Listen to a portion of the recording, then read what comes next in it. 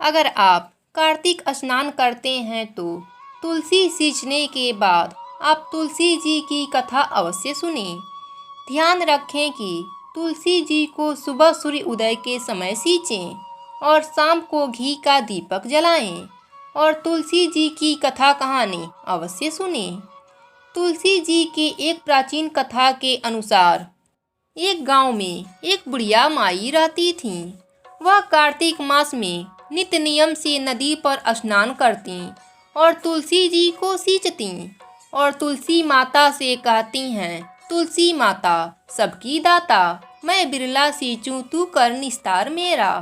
तुलसी माता अड़ुआ दे, लडुआ दे, पीताम्बर की धोती दे, मीठा मीठा घास दे, बैकुंठ का वास दे, चटके की चाल दे, पटके की मौत दे, चंदन की गांठ दे, झालर की झंकार दे, साईं का रास दे, दाल भात का जीवन दे, 11 की मौत दे और कृष्णा की कंधा दे। ने के बाद यही बात कहती थी। उसकी बात सुनकर तुलसी माता सूखने लगीं। एक दिन भगवान हरि ने पूछा, हे प्रिय, इतनी औरतें तुम्हें सींचती हैं, मीठा भोग लगाती हैं, गीत सुनाती हैं, फिर भी तू क्यों सूख रही हो? तब तुलसी माता ने कहा, प्रभु, एक बूढ़ी माई रोज मेरे पास आती है और रोज मुझसे यही सब कहती है। मैं हर बात पूरी कर सकती हूँ, पर श्री हरि का कंधा कहाँ से ला कर दूंगी? तब भगवान हरि बोले, जब वह मरेगी तब कंधा देने मैं स्वयं आ जाऊंगा। प्रिय, तुम चिंता ना करो।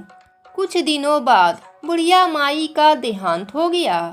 बुढ़िया माई के अंतिम संस्कार के लिए गांव के कुछ लोग बुढ़िया माई के मृत शरीर को उठाने लगे। बुढ़िया माई इतनी भारी हो गई कि किसी से भी नहीं उठती। सब गांव वाले बोलने लगे कि बुढ़िया माई तो अपने पूरे जीवन में पूजा पाठ किया था, फिर भी यह इतनी भारी कैसे हो गई?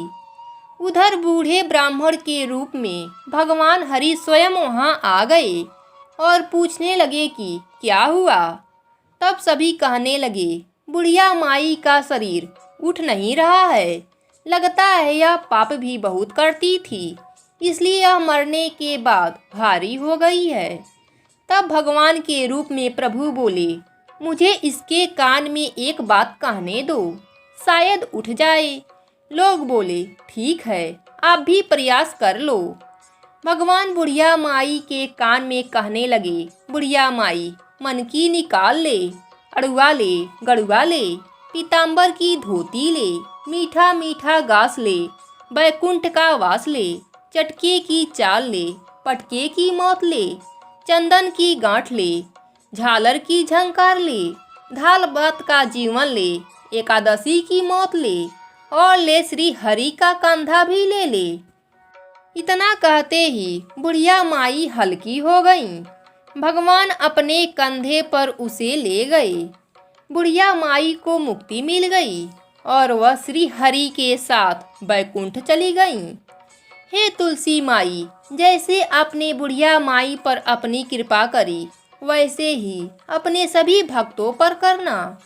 जय हो तुलसी माई की।